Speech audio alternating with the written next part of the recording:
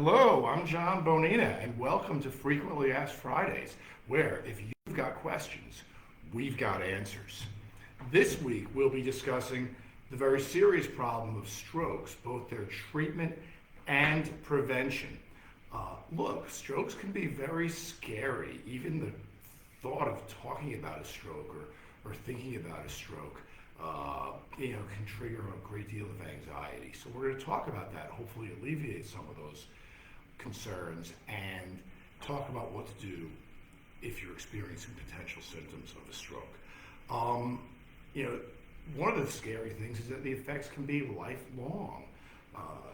You can develop partial paralysis, brain injury, and the biggest thing about that is very often strokes can be treatable and preventable. So if you're experiencing signs or symptoms that might be possibly a stroke, you must see a doctor immediately. And the tagline for that is act fast, which we'll talk about a little bit more in a few minutes. Why? That would be the first question, right? Because they can be treated. So let's talk about it. One question we've had is, how do strokes occur? A stroke occurs when blood flow to a particular area of the brain, whatever area of the brain it may be. It can occur in different areas of the brain, gets blocked either by a blockage of an artery in the brain, that's called an ischemic stroke, a blood clot coming from the heart to the brain, lodging in an artery, that's called an embolic stroke, or a hemorrhage, bleeding, bursting or bleeding from an artery that's already in the brain, that's called a hemorrhagic stroke.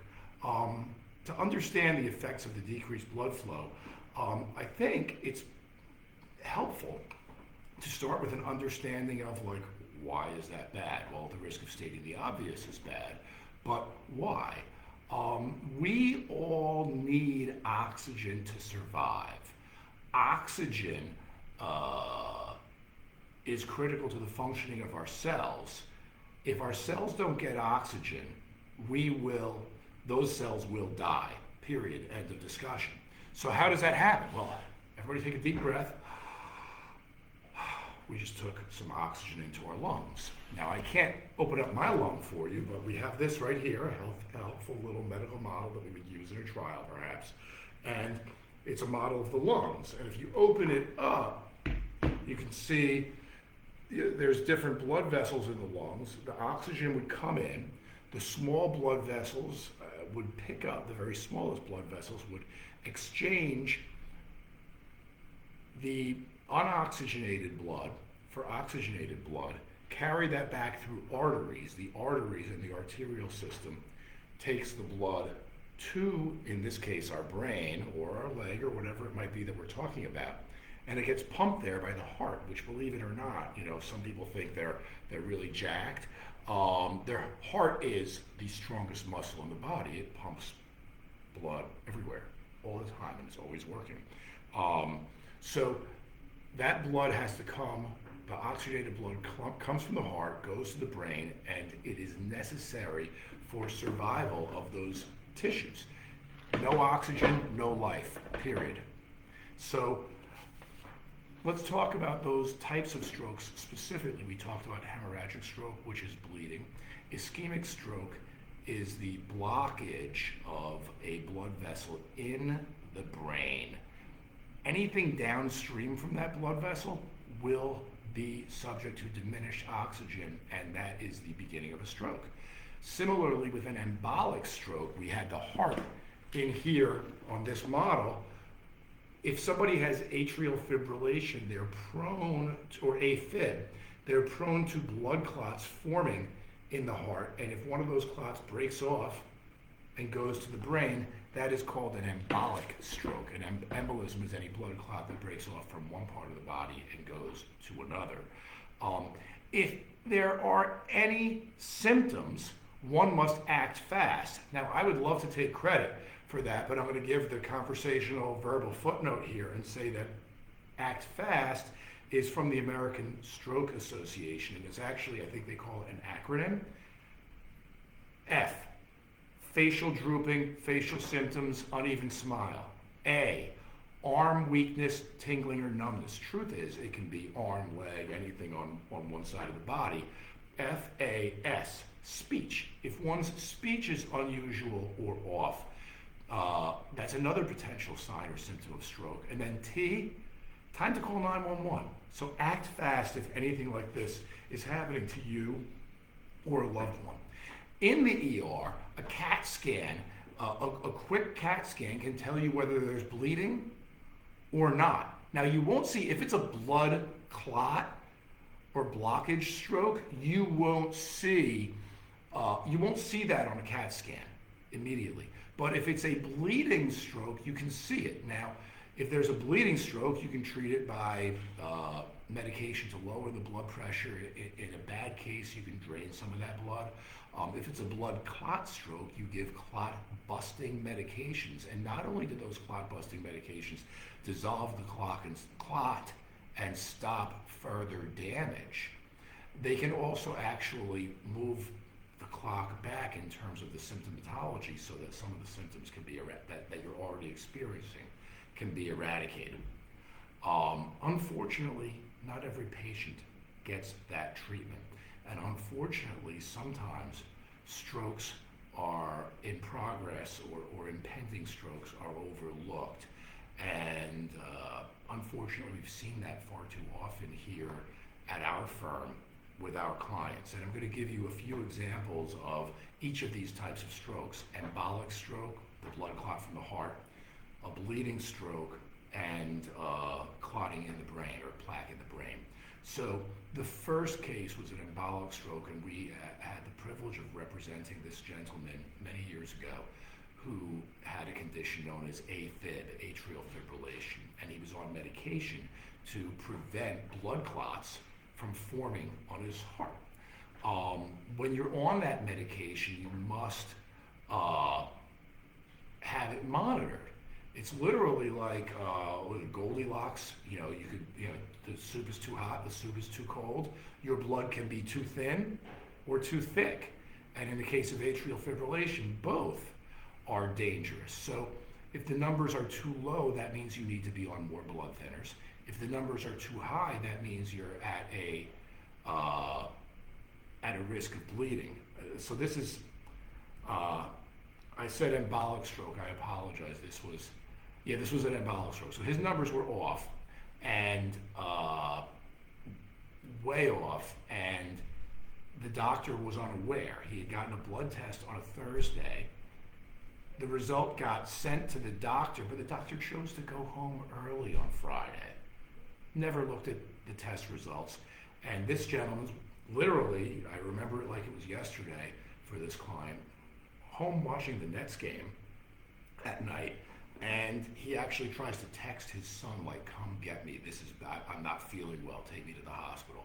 But as the progression of the stroke got worse and he was able to type out the text because we had his phone, he was never able to hit send. And sadly, he was found on the floor the next morning. The doctor texts him on Monday and says, call me, you gotta come in. But by then it was way too late. The result was sad because it was preventable, and he didn't have to be in the condition he was in, but he was able to get the treatment and the attention he needed after, because Amy Insler of our office did a tremendous job in getting him the compensation he deserved. Another example of a hemorrhagic stroke is a case we had where a woman, she knew she had high blood pressure. She was on medication for high blood pressure. The doctor was the one that prescribed the medication for high blood pressure, so the doctor she knew as well. And our client had severe splitting headache, and she knew she did the right thing as a patient. She went to the doctor. She went to her doctor and said, I have a severe splitting headache, and her blood pressure values that day as taken by the nurse were like twice the upper limit of normal. She was running like 240 over 160. The doctor comes out and says, I have to run out to a meeting. You have a headache, just take some Advil, you'll be fine.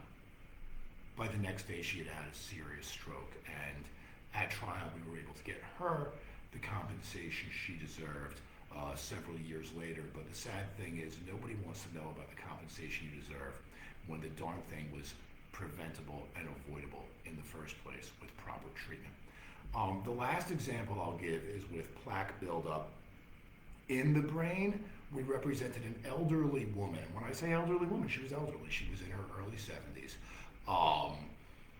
Largely sedentary at that point in her life. And she went to the doctor with sudden new onset of numbness, tingling, and weakness down her left arm. And she went to the doctor, she did her part, and the doctor said, oh, it's probably just a pinched nerve in her neck. She'd never had a pinched nerve in her neck in her life, and this didn't come on. It wasn't like she was, fell off a bicycle or was doing scissor kicks playing soccer. That wasn't what she was doing, and there was no history of a problem in her neck and no history of any recent trauma that could cause a problem in her neck. But he says, take these pain medications and these anti-inflammatories and muscle relaxers, you'll be fine. Sadly, she ended up being wheelchair bound for the rest of her life. And with the type of stroke she had, not only was that preventable and avoidable had the doctor sent her to the ER right away, the timing, the window of opportunity, the 3 to 6 hour window that can occur, that is there to reduce symptoms, many of her symptoms that she was already experiencing had clotbusters been given could have been eradicated. This was a particularly challenging trial, not just because of the medicine and the nature of the injuries, but because in that case, I recall like it was yesterday, the defense lawyer pulled like every dirty trick in the book, desperately trying to get a mistrial. And when that didn't happen at the close of evidence, we were able to get a very favorable settlement for our client. These are just a few examples of cases like this. The most important thing is, the one thing I would tell you is heed the lesson. Splitting headache, numbness down an arm, medical conditions that require monitoring. See your doctor. If it's something acute like arm tingling or numbness, or facial drooping, the FAST, face, arm, or speech, get to the ER. That's the most important thing. I'd rather hear that our friends and clients are safe and healthy than have to get that phone call from one of you. So, do we have any other questions? Well, I've answered a number of questions about this, so thank you very much for joining.